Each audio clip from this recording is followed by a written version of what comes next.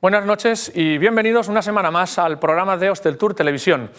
Hoy trataremos un aspecto que, a pesar de los cambios que se han producido en los últimos años en la comercialización o en el comportamiento del cliente, sigue siendo esencial para la competitividad de los destinos y de las empresas del sector turístico, de todos los destinos y todas las empresas del sector turístico. Hablamos de la promoción, un ámbito en el que no todo es presupuesto, aunque no deja de ser muy importante, sino que hay muchos otros componentes que influyen en el éxito de acciones y campañas. Las estrategias de las empresas y su participación en las de los destinos de muy diversas maneras puede contribuir a la fortaleza de la marca y sus atributos, así como apuntar mejor a los mercados, a los productos que les resultan más interesantes. Con nuestros invitados de hoy en el plató desvelaremos algunas de esas tácticas, de las nuevas, de las no tan nuevas herramientas y de los recursos que destinos y empresas tienen en su mano para optimizar las estrategias de promoción.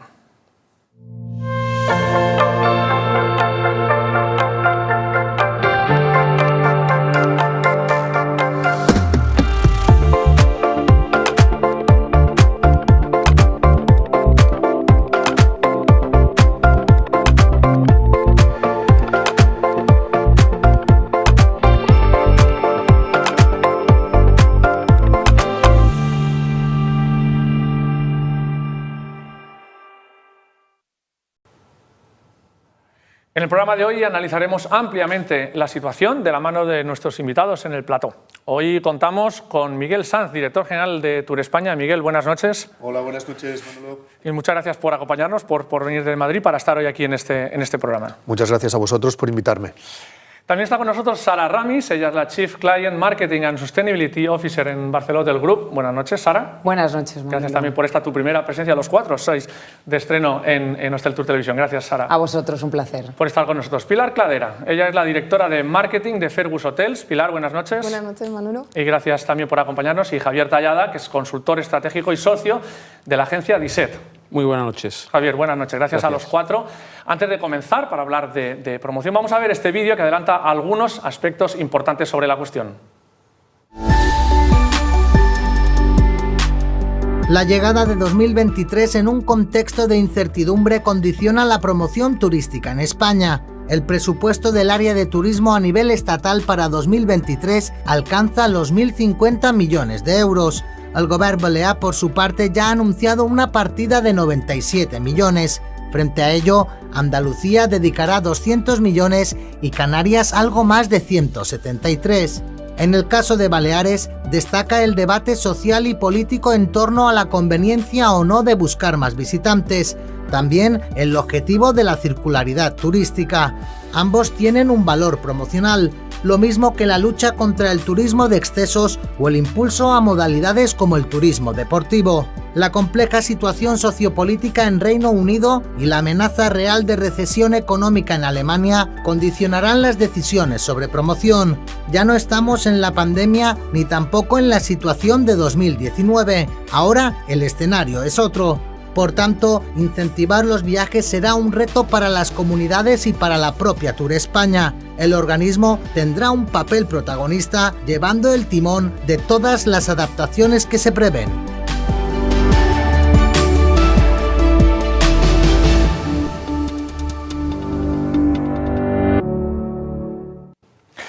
Como vemos, hablamos de promoción, es la herramienta imprescindible para el posicionamiento de un destino y también el posicionamiento de las empresas que componen ese destino. Cuando hablamos de promoción y hablamos del destino España, no podemos hablar de otra cosa que no sea Tour España. Por eso te agradecía, Miguel, lo vuelvo a hacer, tu presencia en el programa aquí esta noche. Yo quería empezar preguntando, porque claro, cuando hablamos de promoción, hablamos de una de las herramientas del marketing, pero es un ámbito muy amplio. Para concretarlo de alguna forma, me gustaría un poco desde la perspectiva de destinos, desde una perspectiva más técnica de una agencia y de la perspectiva de la gestión de los destinos, perdón, quería decir de las empresas por un lado, también de los destinos. Miguel, en tu caso, la promoción para Tour España, ¿Cómo es de importante la herramienta? Entiendo que es el foco fundamental, pero ¿cómo lo estáis manejando en estos momentos? Bueno, nosotros somos fundamentalmente una agencia de promoción, es verdad que mucho más amplio de marketing. Nosotros lo que creemos son en tres básicos, en tres grandes pilares, que uno es la producción de conocimiento, el conocer cómo actúa la demanda, cómo están actuando nuestros mercados, y después en dos focos básicos de afectación sobre la demanda es apoyo a la comercialización de productos, destinos y servicios turísticos españoles, tanto a través del B2B, de la comercialización, como a través de la demanda final. Y nosotros tenemos tanto acciones dirigidas a público final como acciones dirigidas a ayudar a internacionalizarse a empresas que producen los productos y turísticos españoles. Cuando trasladamos esa promoción a las empresas, tenemos la suerte de contar hoy aquí con dos empresas que desde el ámbito hotelero, pero de dos formas, entiendo, complementarias, pero también muy distintas por la propia dimensión, manejan la promoción como una de las principales herramientas para el posicionamiento, ¿verdad? Y para la venta del producto, que al final es lo que intentáis todos. Sara, en vuestro caso, Barceló Hotel Group con esa presencia pues, global. ¿Qué supone para ti como directora de marketing la promoción? Bueno, yo creo nosotros trabajamos mucho en dos, diríamos, áreas, ¿no?, para promocionar. La primera, lógicamente, es la de conocimiento del cliente y la de ofrecerle el mejor mensaje en el mejor momento, ¿no? Conocimiento de clientes desde un punto de vista de CRM, ¿no?, también, y de análisis de esos datos y de cómo comunicarle y qué comunicarle y cuál es el mejor momento. Y en segundo lugar, yo creo que nuestro sector es un sector de soñar, de disfrutar, y eso va muy relacionado con los contenidos, ¿no? Nosotros estamos ligadísimos intrínsecamente en los destinos, ¿no? Entonces, es una obligación y para nosotros una responsabilidad transmitir que somos los mejores embajadores del destino. Y trabajamos mucho en generar un contenido que le haga soñar a nuestro cliente, que le refleje lo mejor del destino y que quiera venir, ¿no?, en esos mercados que son los importantes para nosotros. Yo te diría estas dos cosas, ¿no?, la inteligencia del cliente, pero por otro lado también muy importante el contenido que generamos. La inteligencia del cliente, entiendo, previa al paso de la promoción hacia ese cliente. Previa, durante y después. O sea, al final tenemos que abarcar todo el viaje del cliente en un sentido amplio. Y ya te digo, Manolo, sin olvidar los contenidos, ¿no? Porque creo que es el gran diferencial, ¿no?, que nosotros podemos ofrecer todos a nuestros clientes. En esos distintos ámbitos. Pilar, también en el ámbito hotelero en este caso, pero lógicamente con una dimensión más reducida, lógicamente territorialmente por un lado, evidentemente, pero también en cuanto a volumen. ¿Cómo manejáis vosotros la herramienta de la promoción? Nosotros, además de lo que comentaba Sara, ¿no?, el conocimiento del cliente, gracias a tecnologías como el CRM, que al final hay una retroalimentación, como ella decía, ¿no? Ya no solo el conocimiento previo, sino durante y después, porque te aporta muchísimo valor en cuanto a decisiones estratégicas. Y nosotros también, al ser un tamaño reducido, otra dimensión, otros recursos, nos apoyamos mucho en el factor producto como una de las palancas, ¿no?, y en el factor precio. Al final tenemos que ser honestos con nuestro tamaño de empresa, al final somos competidores en un destino que ya está concurrido, tanto en Baleares como en otras zonas de península. Y bueno, pues al final se trata de jugar muy bien, de saber dimensionar los recursos, el conocimiento que tienes de tu propia casa, como qué valor le puedes aportar a ese cliente para que al final te elija a ti y no se vaya a otro competidor, y el factor decisivo, que es precio, evidentemente, ¿no? Al final podemos posicionarnos de distintas maneras, pero en nuestro caso el factor precio es decisivo. Gracias, Pilar. Javier, aquí tú nos vas a aportar un poco la visión más técnica, ¿verdad? Eres el director estratégico de la principal agencia de publicidad y de promoción en Baleares, DISET. Entiendo que la promoción es vuestro negocio, es vuestro core. Bueno, mi visión es un poquito más estratégica. Yo creo que la promoción como tal, creo que lo más importante de la herramienta de la promoción es superar la indiferenciación de los destinos y de las ofertas. Es decir, todo lo que hagamos desde el punto de vista de promoción tiene que ir encaminado a superar esa indiferenciación que existe. Y existe, los destinos se parecen todos muchos, las ofertas turísticas se parecen todas muchas, y la promoción tiene que ir 100% encaminada a superar esa indiferenciación, porque es la única forma de llamar la atención y de llegar a un público que te perciba de una forma distinta y de atraer a ese público. ¿Y en base a qué herramientas lo dirías tú, Javier? Bueno, tienes aquí un gestor de destinos, imagínate que tienes que venderle tu conocimiento, no voy a decir tu agencia porque eso ya seguro que lo haces.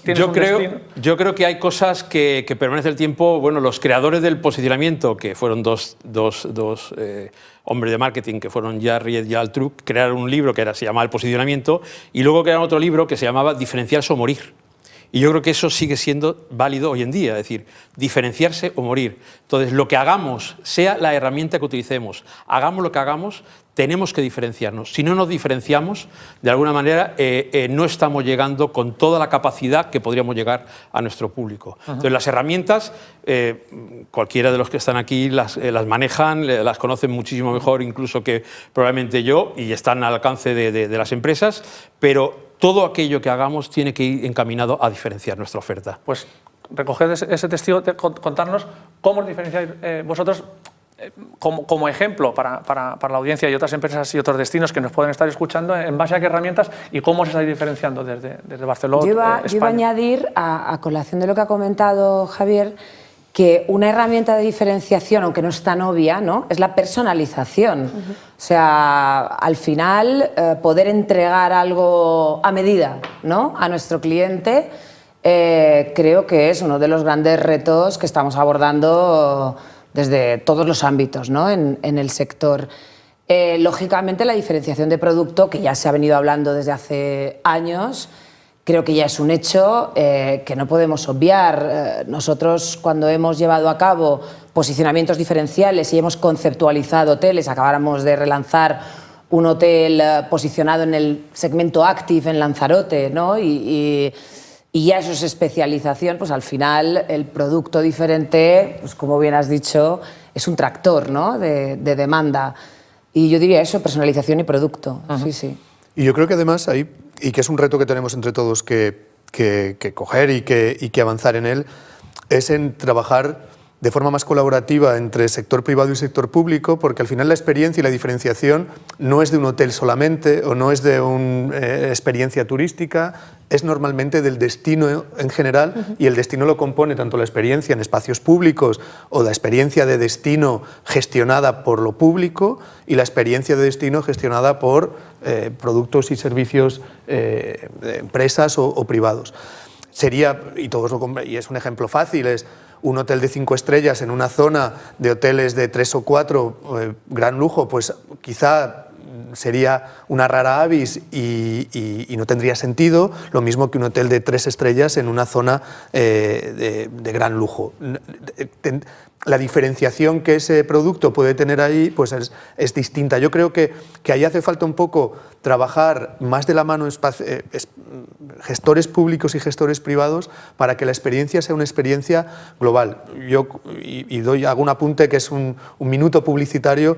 Nosotros ahora hemos hecho una gran encuesta de satisfacción del visitante. A mí me sorprendió cuando llegué a la gestión pública de destinos turísticos que mientras que las empresas todas hacen encuestas de satisfacción del producto con sus clientes, los destinos no lo hacíamos. No lo hacemos, es, oye, pues usted, pues, ¿qué tal usted en España? Pues no sé.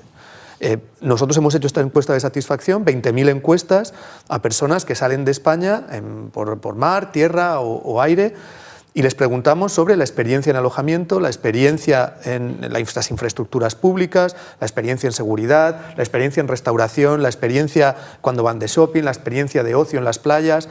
Preguntamos acerca de la sostenibilidad y tenemos una idea bastante precisa de cuáles son las palancas que mejoran la satisfacción de ese cliente. Eso lo tenemos que trabajar entre todos, porque si solo lo trabajamos una parte, es cierta, es una parte de la palanca de satisfacción, pero no es toda la palanca de satisfacción. Es un poco, como decía Sara, conocer el cliente, sobre todo cuando lo tenemos aquí y le has podido preguntar directamente, ¿no? Claro, pero es conocer al cliente, no solamente a tu cliente, en el caso, por ejemplo, de una empresa hotelera, sino también conocer a los clientes que van a otros destinos competidores o que o cómo haces el benchmark de tu cliente con respecto a los hoteles de tu zona, que creo que es importante. El cómo tú te comparas, esto siempre es, oye, salgo con una nota altísima, mis clientes dicen que tengo un 8. Oye, pero es que el hotel de al lado tiene un 8,5 y el de al lado un 9. Entonces un 8 deja de ser bueno a ser un regular. Y creo que esa colaboración para mejorar la experiencia general del cliente es muy necesaria. Pilar.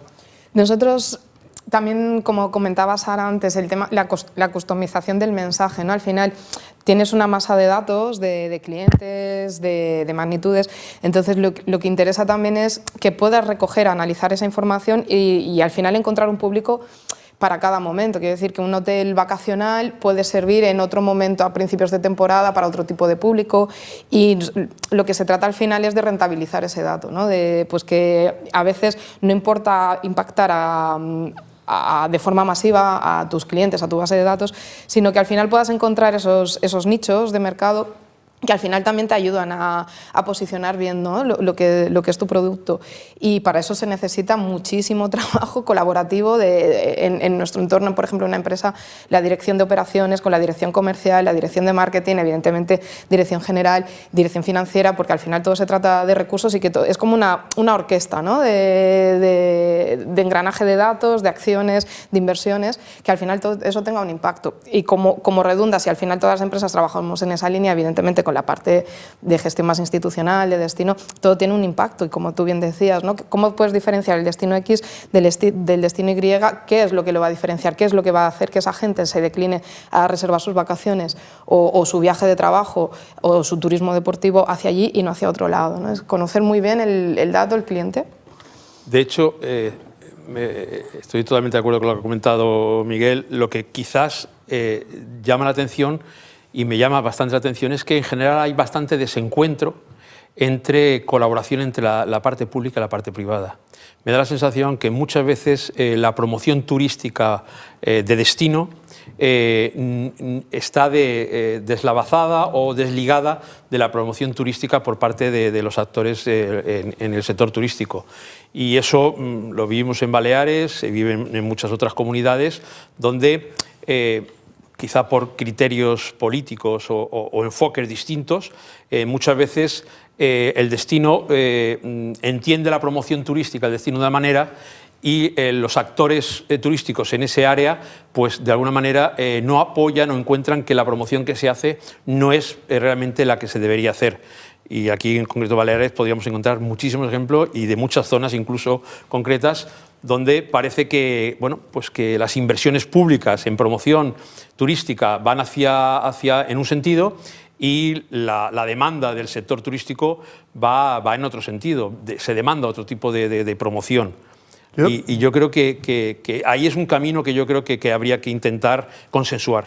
Yo hay más que estar deslavazado, que haya intereses políticos, que justamente políticos, al final los políticos responden al interés general y responden a las demandas de los ciudadanos que han votado y que haya un gobierno u otro.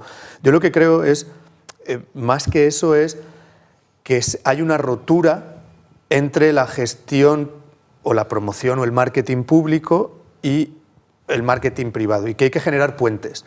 No que uno tenga más razón que otro, sino que lo que hay que hacer es generar puentes en el que haya intereses compartidos y comunes, que los hay, y que esos puentes hagan que esa promoción o marketing turístico sea más eficaz.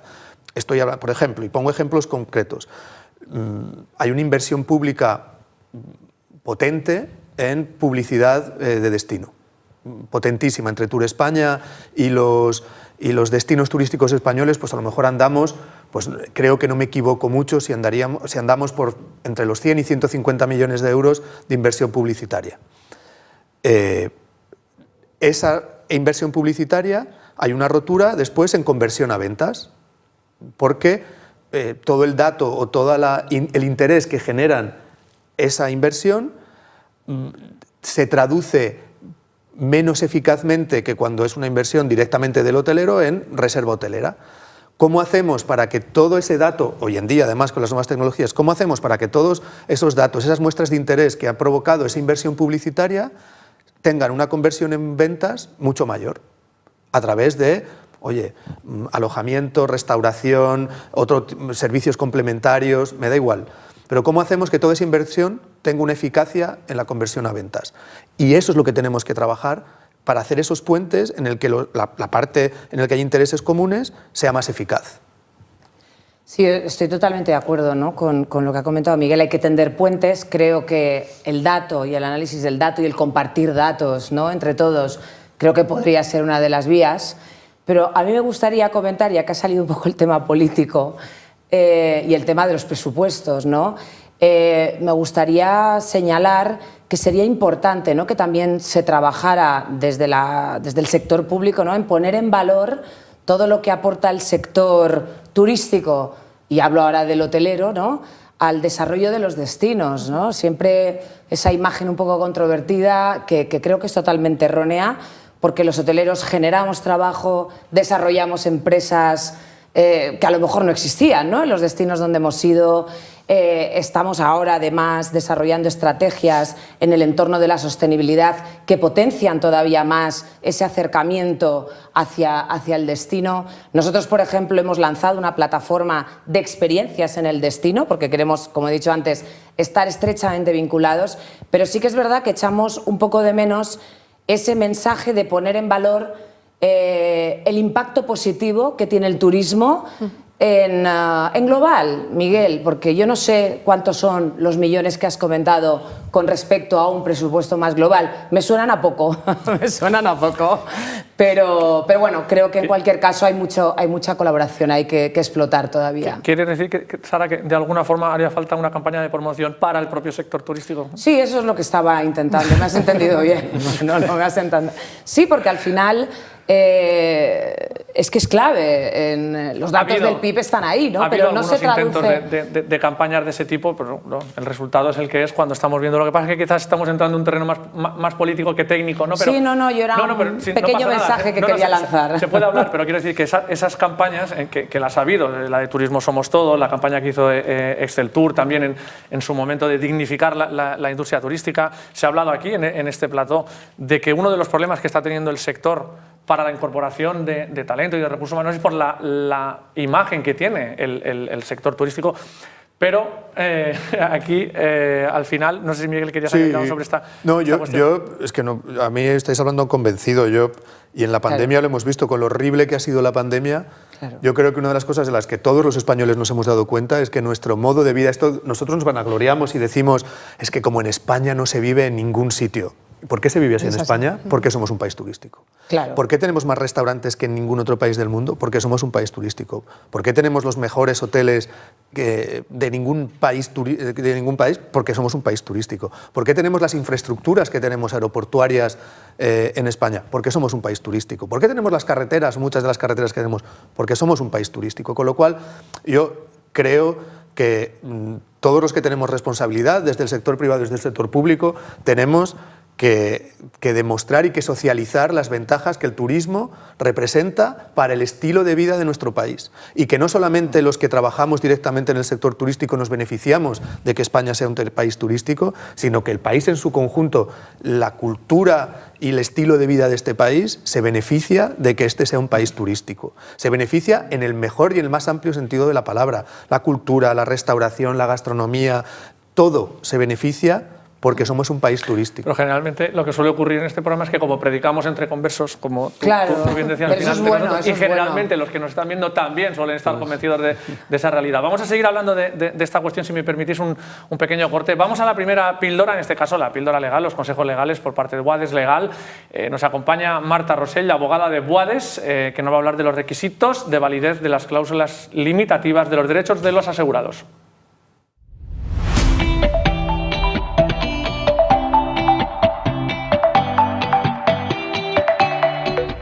Queremos hacernos eco de una importantísima sentencia dictada en materia de seguros por la Sala Primera de lo Civil del Tribunal Supremo de fecha 21 de octubre de este mismo año, en la que se exponen los especiales requisitos de transparencia necesarios para la validez de las cláusulas limitativas de los derechos de los asegurados. Desde un razonamiento claro y sistemático, nuestro Tribunal Supremo llega a una interpretación que evita las exigencias desproporcionadas en el cumplimiento de los requisitos de validez de estas cláusulas limitativas, que acaban desembocando en una sobreprotección del tomador asegurado que resulta a la postre ineficiente para la tutela del consumidor de seguros. La sentencia contiene una sistematización interesante de cuáles son las características relevantes y cuáles son irrelevantes para considerar cumplidos estos requisitos de transparencia. No considera relevante ni decisivo el hecho de que la cláusula limitativa presente una tipografía determinada. No es necesario el uso de letras mayúsculas, cursivas, subrayado del texto o mediante el empleo de un determinado tipo de caracteres o de un aumento del tamaño de la letra. El uso de la negrita, con la finalidad expresada, ha sido avalada por la Sala como suficiente. Sin embargo, sí considera relevante y decisiva que la cláusula sea inteligible sustancial de la cláusula limitativa, o sea, que la redacción de la cláusula deba ser no solo clara, sino que además precisa. La adecuada ubicación sistemática de la cláusula limitativa dentro de la póliza cuando dice: la exclusión figura en un apartado separado, sin ningún tipo de abigarramiento y sin mezclarla o confundirla con otras exclusiones. Y por último, la adecuada ubicación de la aceptación por el asegurado de la cláusula limitativa dentro de la póliza, cuando señala que la cláusula aparece incorporada en las condiciones particulares y están firmadas por el asegurado, constando la firma justo encima de una declaración en la que el asegurado afirma conocer y aceptar especialmente las exclusiones y la cláusula limitativa de sus derechos que figuran destacadas en estas condiciones particulares. Por todo ello, la Sala estima el recurso de casación, pues la cláusula de exclusión de cobertura controvertida en la sentencia figura en las condiciones particulares, aparece adecuadamente resaltada en negrita, responde a una redacción clara y fácilmente comprensible para el consumidor medio y, por último, está debidamente firmada por el asegurado.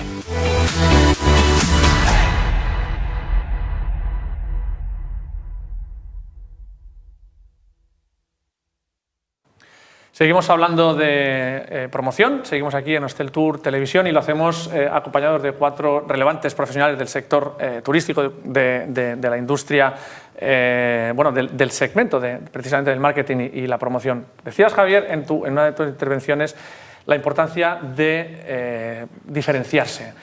Cuando eso lo trasladamos al producto, en este caso sobre todo al producto hotelero, una de las tendencias de los últimos años ya largos es la segmentación por marcas, algo que hace algún tiempo, pues bueno, Barceló era Barceló Hoteles, ahora tenéis todo un portfolio de marcas segmentada y eso ya se ha visto. En el caso vuestro, más pequeñito, Fergus, así que nos cuentas un poco hacia qué productos estáis yendo, pero entiendo que esa es una de las bases. ¿Creéis que es extrapolable, y en tu caso, Fergus, es una demostración, empresas pequeñas, Javier, pueden asumir esa diferenciación de productos, empresas turísticas pequeñas, principalmente hoteleras, entendiendo que a lo mejor otros segmentos como tour operación, receptivos, no tiene tanto sentido, pero todos pueden asumir esa diferenciación de productos hasta hacer distintas marcas? Tenemos casos en Baleares. No es que puedan, es que deben. Fíjate, yo creo que precisamente la diferenciación es el factor de competitividad que iguala a los grandes a los pequeños. Es decir, lo que puede permitir a una compañía pequeña o a una oferta turística limitada frente a otra compañía o frente a otra oferta con mayores inversiones es precisamente la diferenciación y la innovación. Y a veces la innovación o la diferenciación son cosas relativamente sencillas. Voy a poner una anécdota que me la contaron hace muchos años y yo la suelo utilizar cuando hago alguna intervención en escuelas de negocio y esto, y es que hay un gurú del marketing, Smith, de la Universidad de Columbia, que viajaba por todo el mundo dando charlas, invitado por universidades, invitado en distintos foros, y cuando iba a Bangkok solía ir siempre al mismo hotel, siempre iba al mismo hotel.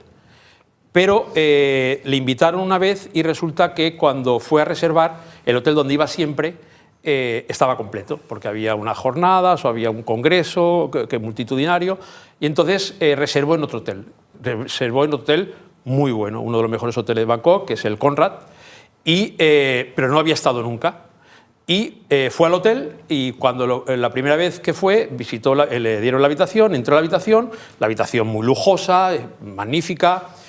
Y lo que más le llamó la atención es que cuando llegó al cuarto de baño, al lado de la bañera había un patito de goma. Un patito de goma que cuesta 50 centavos de dólar. Y ese patito de goma llevaba un cartel que ponía: queremos que se sienta como en su casa. Desde ese día no volvió a ir al hotel donde iba siempre, empezó a ir siempre a ese mismo hotel. Y la diferencia, aunque era un hotel de lujo, la diferencia era un patito de goma de 50 centavos de dólar. Es decir, ¿qué cuesta diferenciarte? Pues un patito de goma. Por eso muchas veces se dice que cada uno tiene que pensar cuál es su patito de goma. ¿Cuál es su pato de goma que le permite diferenciar su oferta respecto a Mira, otras? Javier, has puesto fácil lo siguiente. ¿Cuál es vuestro patito de goma? No, yo En Barceló, ¿cuál es? añadiría el patito de goma, que además hay que saber comunicarlo del patito de goma, porque hoy en día tenemos redes sociales estupendas que si le hacen una foto al patito de goma y sales, Claro. ¿no? Por seguir con el ejemplo, Claro, ¿no? claro. Y generas ahí, ¿no? Una campaña viral, entre comillas. Todos que no te o- digan, Sara, que es un patito de goma de plástico y que ya empecemos con... Bueno, el plástico. ahí entrarías... Es lo que iba a decir. Ayer Yo no he entendido que era de plástico, el patito de goma he entendido que era reciclado. Material reciclado, pero Sí. Sara, ¿cuál es vuestro patito de goma? ¿Cómo os diferenciáis? Bueno, como bien has dicho antes, ¿no? Nosotros hace unos años hemos lanzado 4 marcas. Tenemos una para el segmento Affordable Luxury, que decimos, que es lujo asequible, que es Royal Hideaway. Luego tenemos nuestra marca Barceló, Occidental y Alegro, ¿no? Nosotros intentamos, como siempre, como he comentado antes, transmitir esa imagen de embajadores, perfectos embajadores del destino a través de la gastronomía, de nuestra vinculación con los destinos, y eso aplicado a cada una de las marcas dentro de su entorno, ¿no?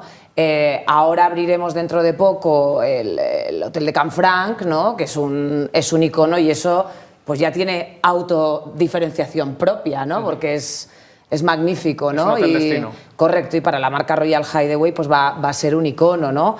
En los hoteles Barceló pues lo que hacemos es intentarlos dotar de personalidad, como tenemos el Barceló Imagine, ¿no? Que está en Madrid y es un hotel musical que está funcionando fenomenal, Barceló Torre de Madrid, Barceló Emperatriz, inspirado en Eugenia Montijo. Es decir, tenemos muchísimas... No es un producto, es el propio hotel el que se diferencia. También, por sí mismo. también, ¿sabes? La marca y el hotel, ¿no? Y como ha dicho él, es que es una necesidad. Pero también hay que diferenciarse en la comunicación y en los contenidos y en las campañas, ¿eh? Es Claro. concepto más amplio del generalista este de tu hotel es diferente por el patito de goma, que está fenomenal, pero luego tienes que saberlo transmitir. En la comunicación. Correcto. Pilar, en vuestro caso, sois un ejemplo de esa diferenciación, cómo habéis segmentado en un producto muy concreto. ¿Cuál es el patito de goma de cada una de las 2 marcas en las que estáis? Claro, nosotros en Fergus y en otra marca nueva que lanzamos en el año 2020, justo pre-COVID, abordamos el turismo vacacional, básicamente.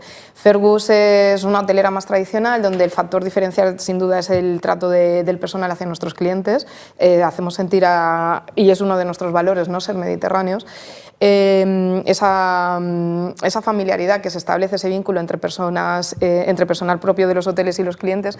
Y luego hemos abordado una línea de negocio que es muy innovadora en destino vacacional, son los hoteles tent. Son hoteles que ni siquiera los clasificamos con estrellas y es alojamiento y brunch ilimitado desde las 8 de la mañana hasta la 1:30 del mediodía. ¿Dónde están estos hoteles tent? En destinos consolidados, ahora mismo en Playa de Palma, vamos a incorporar destino en Andalucía y en Cataluña. Y se trata de hoteles un poco también lo que trabajábamos, ¿no? La parte de destino, la parte de experiencia, que sería un hotel en cuanto a diseño y producto muy rompedor, muy innovador, muy fresco, pero lo que permitimos es que tú te alojes en una habitación muy chula, muy bien decorada, con los servicios necesarios, tomas tu buen desayuno y a partir de ahí eres libre. A partir por la tarde ya no hay servicio en el hotel. Entonces lo que queremos es como una experiencia mucho más independiente de nuestros clientes. ¿Por qué se toma esta decisión? Porque había un benchmark en ciertos destinos donde sabíamos que ya no íbamos a poder competir. Hay grandes hoteleras en otros destinos. Entonces nosotros hemos querido posicionarnos para una cuota de mercado que lo que necesita es un alojamiento y ser libre, el explorar el destino, bien porque vienen a visitar familiares, bien porque son independientes, alquilan su coche, o vienen a hacer turismo activo. Entonces es diferente el abordaje, no tiene nada que ver el producto y la experiencia Fergus con la experiencia Tent. Miguel, ¿y España? Y yo aquí creo que, bueno, nosotros, y creo que, como decía antes, es o te diferencias o te diferencian. Y siempre hay una diferenciación, es decir, si tú lo que quieres es competir en precio, te estás diferenciando en precio. Si quieres, lo que pasa es que normalmente competir en precio no siempre es la estrategia de mayor rentabilidad para una empresa ni para un destino. Y yo aquí creo que, por ejemplo, lo que ha hecho Barceló con los hoteles en Madrid, que estabais mencionando, es aprovechar características del destino. Madrid es la ciudad de los musicales, o en Madrid, oye, María Uteja de Montijo, pues es ligado Madrid a la monarquía, etcétera. Pues al final ese hotel se beneficia de la imagen del destino para diferenciarse y poder pues, mejorar su rentabilidad, mejorar su ADR, etcétera, etcétera. Yo aquí nosotros lo que estamos tratando y lo que estamos trabajando es para que España no tenga que competir necesariamente o diferenciarse en precio, algo que hemos hecho durante muchísimo tiempo, es la sostenibilidad. Y yo creo que España se tiene que posicionar como el destino por lo menos más comprometido con la sostenibilidad de entre los destinos vacacionales grandes competidores de España. Esto es que una persona, una familia de clase media alemana, británica, su elección preferente y que está preocupada o que empieza a tener preocupaciones por temas de sostenibilidad, su opción preferente sea España, porque piense que en España, uno, nos preocupamos por la sostenibilidad, dos, nuestras empresas, que lo son líderes en el desarrollo de prácticas sostenibles, y tres, su huella de carbono global es una huella de carbono más reducida que otras veces que han venido a España o que si fueran a otro destino competidor. Y creo que esto es un factor diferencial que, igual que hay otros destinos que tienen factores diferenciales relacionados con, oye, pues el lujo, el glamour, yo creo que este es un factor diferencial que en el medio y largo plazo va a ser un requisito indispensable para poder ser competitivo. Entonces, ahora en estas early stages, como diría un anglosajón, en estas primeras fases de la transformación en sostenibilidad de los destinos y las empresas, nosotros tenemos que, a la marca turística España, dotarle de los atributos y valores relacionados con distintos tipos de sostenibilidad. Has hablado en estas etapas tempranas y sobre todo poniendo el foco en el medio y el largo plazo. ¿Ya el cliente, estáis detectando en esos estudios, has hablado de la gran encuesta que habéis realizado esta temporada, hasta qué punto es sensible a la elección de un destino, incluso ya dentro del propio destino España, los destinos territoriales, islas sobre todo a lo mejor, pero también ciudades? ¿Hasta qué punto el posicionamiento y el trabajo como empresas y destinos sostenibles ya está siendo un motivo de decisión para un turista? Pues es muy curioso, porque en la encuesta lo que te das cuenta es que mientras que el porcentaje de no sabes, no contestan en el resto de preguntas no relacionadas con la sostenibilidad es un 3-4%, en las preguntas de sostenibilidad la puntuación media, que es al final un no sé, no contesto, y no sé, no contesto, son mayores del 30%. Es decir, hay un gran desconocimiento en el público general sobre qué significa o qué impacto en sostenibilidad, y no solamente sostenibilidad medioambiental, sino en el impacto en la comunidad local, etcétera, tiene mi visita a ese destino.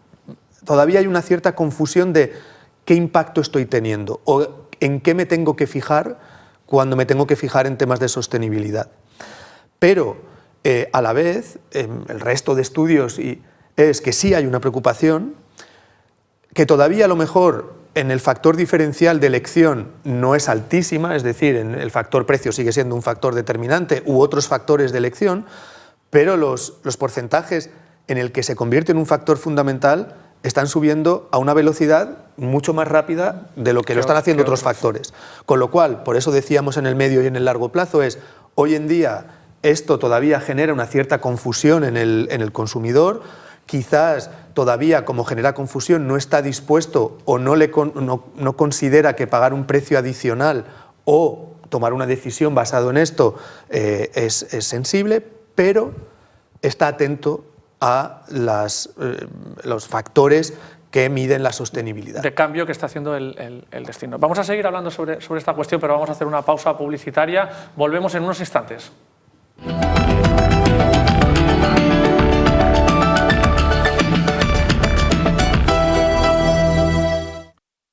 ¿Necesitas retirar tus residuos? Hazlo de la forma correcta. En Aujup Contenedores encontrarás todos los servicios que necesitas para retirar tus residuos cuidando del medio ambiente. Alquiler de contenedores de obra, tubos de desescombro, sacas, maquinaria para la construcción, camión grúa y transporte autorizado de residuos. Infórmate en el 971 43 18 11 o escríbenos a info@aujup.com. Aujup Contenedores. Cuidamos del medio ambiente. Cuidamos de ti.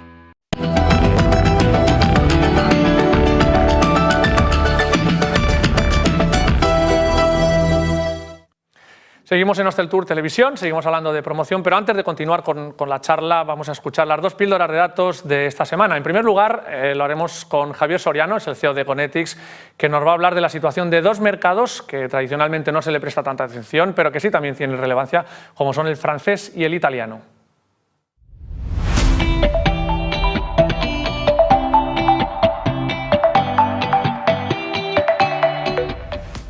Hola, ¿qué tal? Hemos ido comentando durante las últimas semanas la evolución de principales mercados, como son el británico y alemán. Hoy incorporaremos el impacto de la presencia en otros mercados de proximidad, como son el francés y el italiano. El mercado británico y alemán han tenido una recuperación a distintas velocidades. Vemos mercado británico donde, lo comentábamos con anterioridad, se ha visto una total recuperación, impacto positivo en ADR y en estancia media y variación en cuanto a la alteración de las reservas. Y por otra parte, mercado alemán, que ha ayudado a posicionar tipologías superiores de habitación con su impacto en ADR, pero con una recuperación a menor ritmo. El impacto en otros mercados de proximidad ha resultado ser igualmente positivo, tanto en el reposicionamiento del producto y categorías de nuevas habitaciones, como en su comportamiento de reservas, donde igual que en otros mercados internacionales, la antelación de las reservas se situaba entre 45 y 60 días. Vemos como el mercado francés tuvo una reactivación más ágil, y se ha consolidado durante la temporada como un mercado de referencia y datos de incremento con un más 8% referente al 2019 y con un factor muy importante, y es su presencia también en temporadas de menor volumen, ayudando a la desestacionalización. El mercado italiano muestra unos números muy similares a los de 2019, un poco por debajo, pero a su vez han absorbido bien los niveles medios de ADR. Se trata de un mercado que, eso sí, ha seguido concentrando mayor demanda en temporada alta. Como siempre, estaremos muy pendientes de la evolución de estos próximos meses, de cara a la próxima temporada. Nada más, un placer compartir datos con todos vosotros.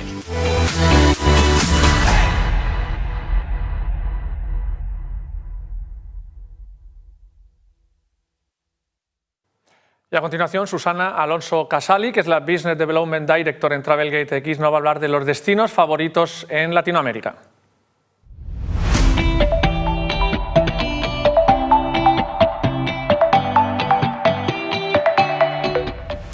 La demanda de viajes crece en Latinoamérica pese a la presión económica. Desde Travelgate observamos cuáles son los destinos favoritos para esta temporada en el continente americano. Después de más de 2 años de restricciones sin saber a dónde viajar, las personas están reservando itinerarios nuevos. Si bien Estados Unidos y México se mantienen en la cabecera del ranking, vemos cómo han despegado otros destinos llamativos como Brasil, Dominicana o Canadá. En cuanto a las nacionalidades, los que más están reservando son norteamericanos, españoles, ingleses y mexicanos. Como dato llamativo, vemos que los brasileños ocupan el segundo puesto de los que más están reservando para estos últimos meses del año. En los precios ADR por reserva observamos una notable subida a 810 euros, casi 300 euros más que el año anterior, aunque también aumentan las noches de estancia, que pasan de 3 en 2021 a 4 en 2022. Los datos y las comparativas de las temporadas son cada vez más imprescindibles para conocer cómo se mueven los destinos cada año. En Travelgate gestionamos más de 30.000 reservas diarias y creemos que nuestros datos pueden aportar valor a las compañías turísticas.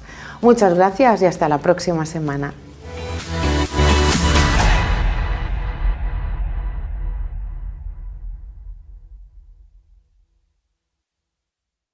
Pues gracias a Travelgate y a Conetix. Nosotros seguimos aquí, vamos a seguir hablando de promoción en el sector turístico. Y ahora me gustaría trasladaros para este último bloque una cuestión que prácticamente es obligada. Al final, la promoción, como una de las herramientas en las que os estáis apoyando de forma continuada, pues lógicamente tiene una evolución con todos los cambios disruptivos que ha habido en el mercado y diría un poquito más abierto, ¿no?, en las sociedades en los últimos años. Pues lógicamente ha habido cambios también en el comportamiento de nuestros clientes, de nuestros partners, en los destinos. Me gustaría preguntaros ¿qué cambios habéis aplicado vosotros en vuestras estrategias, en vuestras herramientas, a la hora de gestionar la inversión en promoción? ¿Hacia qué estáis poniendo más el foco, Sara? Pues nosotros claramente lo que he comentado antes, ¿no?, la personalización. O sea, al final estamos desarrollando una serie de proyectos tecnológicos, ¿no?, pero que estratégicamente responden a poder conocer mucho mejor a nuestros clientes y no de una manera, diríamos, en un PowerPoint, ¿no?, que a veces decimos, sino realmente conocer a nuestros clientes y poderles ofrecer en el momento adecuado la mejor oferta. Eso es así. ¿Pero quiere decir que eso ha cambiado? ¿Se ha potenciado de alguna forma? Absolutamente, absolutamente. Luego, por ejemplo, otra gran tendencia que hemos nosotros reforzado bastante es el incremento de los contenidos o de nuestras conversaciones en redes sociales, ¿no?, con nuestros clientes. De hecho, incluso hasta en la pandemia, ¿no?, ofrecíamos muchísimo contenido y el nivel de interactuación por parte de nuestros clientes era altísimo, ¿no?, cuando teníamos el producto cerrado. Estrechar más lazos con el cliente directo, porque es evidente que la venta directa se ha disparado durante estos últimos tiempos y en parte gracias a esa estrategia, ¿crees o no? Yo creo que en parte sí. También el uso de las apps, ¿no?, que era algo que a veces cuestionábamos antes y que los clientes cada vez están usando más. Pero bueno, básicamente, pues lo que he dicho antes, ¿no?, personalización y contenido. Yo diría estas dos grandes líneas, ¿no? Javier, en el caso de los clientes con los que trabajáis vosotros, ¿qué le estáis recomendando? ¿Dónde tienen que poner el foco? Bueno, yo creo ¿Cómo que ha evolucionado esto? después de la pandemia lo que supuso ya venía siendo algo una tendencia, pero la pandemia lo que ha supuesto es un mayor empoderamiento del cliente. Es decir, cuando estás hablando obviamente de personalización, es una demanda del cliente. Es decir, cada vez el cliente está más empoderado en cuanto que la oferta tiene que estar cada vez más adaptada a lo que el cliente demanda. Ahí precisamente el mundo digital ha supuesto un crecimiento exponencial. Yo creo que a fruto de la pandemia, quedarnos en nuestras casas, el no poder viajar, lo que ha supuesto obviamente una mayor iniciativa, mayor actividad del cliente en las redes sociales, en el mundo online, en el mundo digital, y eso una vez pasada la pandemia ha venido para quedarse. Es decir, esto no estamos yendo hacia atrás, sino que se está multiplicando. Por lo tanto, empoderamiento del cliente y respuesta y canales digitales como la máxima expresión en comunicación y en promoción turística. Ahora voy contigo, Miguel, para que, digamos, como receptor de esos mensajes como destino. Pilar, en tu caso, si quieres ampliamos un poco el foco, llevas menos tiempo en tu posición actual, pero tu trayectoria anterior en promoción, habías estado en una compañía aérea, en otra compañía hotelera regional, habrás visto esa evolución de cómo tus estrategias en base al comportamiento del cliente las estás modificando. ¿En base a qué? Claro, al final es el conocimiento, ¿no? Lo que nos pasó durante la época COVID era que las inversiones clásicas, ¿no?, el comportamiento que teníamos en cuanto a inversión, el mix de canales, cambió radicalmente, se potenció muchísimo más toda la parte digital, ¿no?, la parte online, sin dejar de despreciar otros formatos, ¿no?, de offline. Pero al final lo que nos ha enseñado la pandemia es que tienes que estar muy pendiente de las necesidades del cliente y saber abordarlas en el momento adecuado. Entonces, las anticipaciones, lo que hemos visto es un cambio muy grande, lo salía en una de las píldoras formativas, ¿no? El ticket medio, o sea, la reserva media por cliente ha subido, las estancias se ha incrementado ligeramente. Lo que ha cambiado muchísimo es la anticipación de compra. Antes teníamos un promedio de unos 80-90 días, bajó drásticamente a 30, veremos qué pasa en el 2023. Pero entonces, claro, tú ya tenías unos esquemas hechos, ¿no?, de subir y bajar presupuestos en función de demanda, oferta, etcétera, y campañas. Todo eso nos lo trastocó y ahora estamos reconfigurándolo, pero ¿cómo se puede hacer y optimizar esas inversiones a través del conocimiento del cliente, a través de toda la parte de digitalización? Lo que comentaban ellos antes, ¿no? ¿Qué es lo que tenemos, cómo está respondiendo el cliente y al final como empresa, cómo lo puedo invertir para obtener la máxima rentabilidad? Perdona, yo fíjate que he sacado un punto muy interesante que añadiría, que es que los equipos creo que cada vez tenemos que jugar en una mayor incertidumbre, ¿no? Entonces, es que lo has mencionado, ¿no? A lo mejor tenemos que ser mucho más rápidos, más flexibles, efectivamente, viendo qué palanca tenemos que priorizar o cuáles tenemos casi que descartar, porque el ritmo es rápido, ¿eh? El ritmo es muy rápido. Cuando aterrizas todo eso, Miguel, cuando tú escuchas, por eso te dejaba para el final, porque cuando tú escuchas, cuando tienes en esa interacción de Tour España no solo con los destinos, sino con las empresas con las que estás potenciando en tu etapa al frente de Tour España, escuchas todos esos conceptos, digitalización, conocimiento, empoderamiento del cliente, incertidumbre, la rapidez. pero al mismo tiempo, como tú decías en tu primera intervención, la dificultad de que vosotros no tenéis el contacto final con el cliente. A pesar de que las OETs están presentes en los mercados emisores, el cliente cuando está aquí hay ese gap, como decía Javier en su primera intervención. ¿Cómo recibís todo eso y en base a qué estrategias lo direccionáis? Sobre todo por una cuestión que en tu respuesta tiene que ser útil para que todos aquellos que te están escuchando se alineen o os alineéis en la creación del producto. No podemos crear un producto destino y un producto empresa, un producto hotelero, sin que estén alineados, por lo menos en algunos elementos, ¿no? Totalmente. Yo creo que nosotros tenemos una doble misión. Una misión que es utilizar el turismo como palanca de desarrollo económico del país, y del país, cuando hablo del país, es del país entero.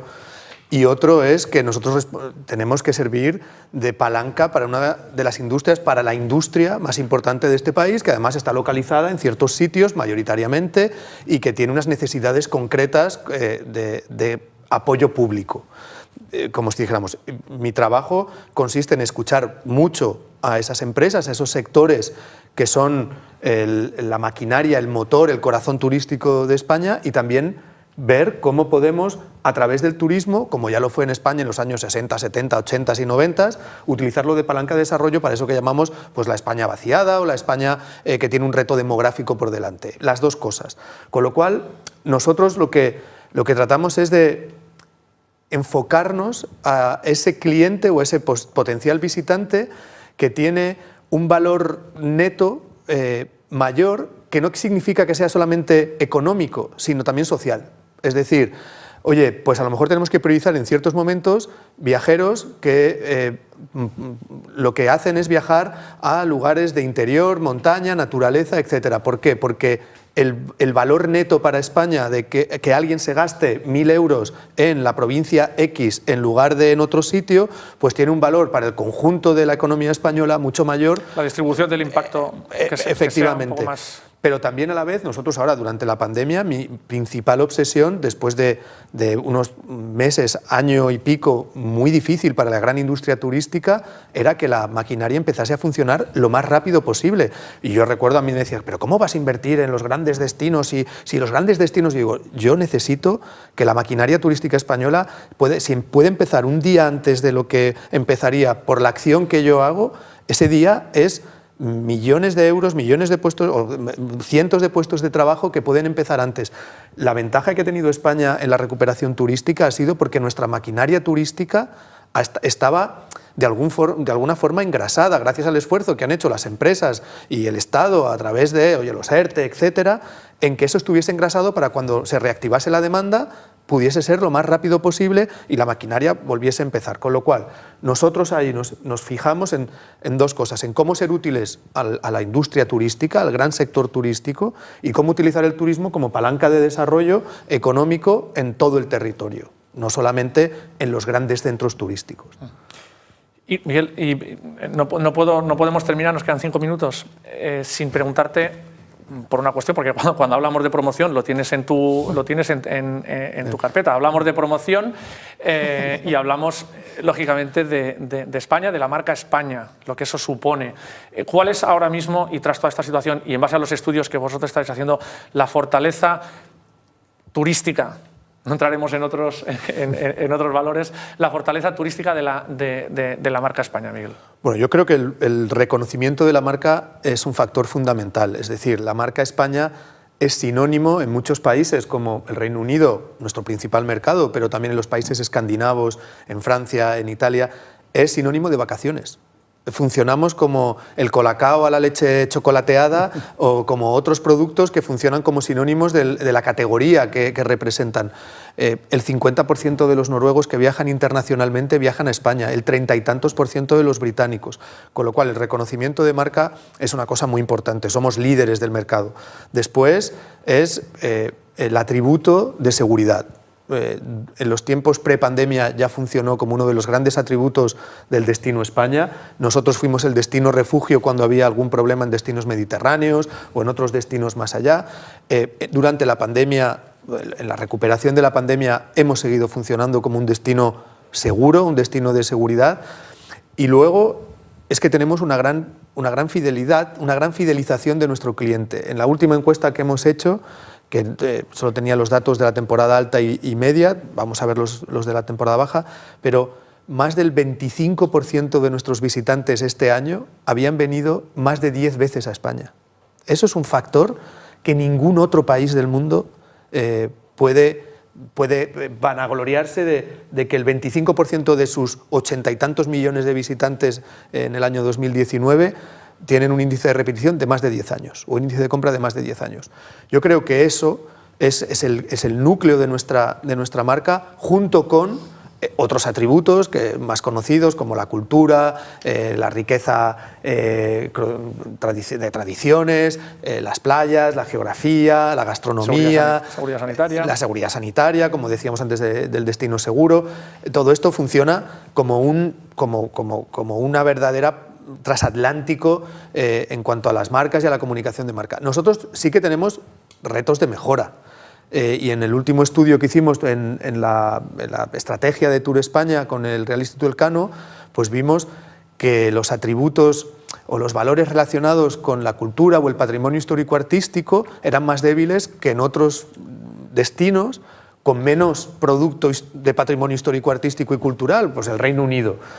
Oye, somos el segundo o tercer país con más monumentos declarados Patrimonio Mundial de la Humanidad, pero sin embargo, en la percepción de los consumidores de nuestros principales mercados, pues ranqueamos más allá del 5 y en algunos casos más allá del 10 en estos atributos culturales. Nos queda un minuto, Javier.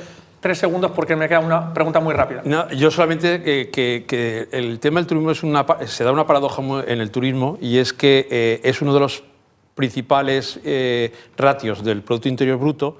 Sin embargo, la paradoja del turismo es que, sin embargo, realmente es una importación, no son exportaciones. Es decir, nosotros no exportamos nada, sino que traemos turistas, traemos gente. Entonces, desde ese punto de vista, yo creo que es muy importante eso que estabas comentando de la asignatura pendiente, de que el mix de la oferta de España, mejorarlo, en el sentido de que, por supuesto, se ha mejorado desde los años 60 para acá, pero todavía el concepto vacacional, turismo de playa, sol y playa, hay que todavía hacer esfuerzo importante desde el punto de vista de promoción. Perdón, gracias, Javier. Perdóname, para terminar, hay una cuestión que tampoco podíamos dejar fuera, y es en relación a... hay un mensaje implícito en este programa, hablamos de promoción y, evidentemente, como decíamos al principio, estamos hablando entre convencidos, pero a raíz de la polémica que ha habido durante los últimos meses en relación a promoción sí es necesaria la promoción, o podemos morir tranquilamente de éxito sin necesidad de hacer esa promoción. ¿Qué mensaje queréis lanzar en relación a si la promoción es necesaria o realmente podemos prescindir de ella? Yo creo que es fundamental. Yo creo que la promoción es fundamental. Yo, como decía antes, con la diferenciación, o tú haces promoción o te la hacen. Y siempre es mucho mejor el que tú puedas dirigir cuáles son los rasgos y los atributos y los valores de tu marca y cómo quieres manejar y dirigir el destino, el que tienes responsabilidad, la empresa, el producto o el servicio. Sin duda, no, yo lo de morir de éxito y estar tranquila no son dos cosas que... No pasa, quizá no bien, pero yo creo que nos hemos entendido, Javier. El día que Coca-Cola deje de hacer publicidad, dejará de vender.